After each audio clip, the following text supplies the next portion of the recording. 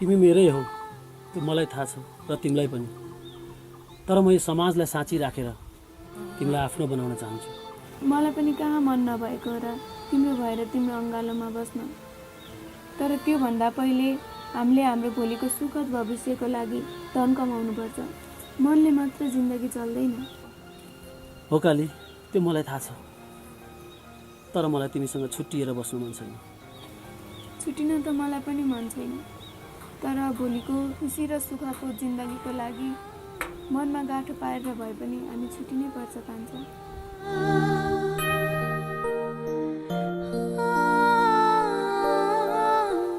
ठिक छ काली, तिमी नै त्यसै भन्छौ भने हाम्रो सुखद भविष्यको लागि म परदेश हिँड्छु।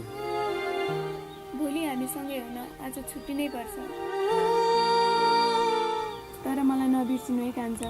म त यो संसार उल्टे पनि तिम्रै पर्खेमा हुनेछु कान्छा। ठिक छ, त्यसो भए म विदेश हिँड्छु।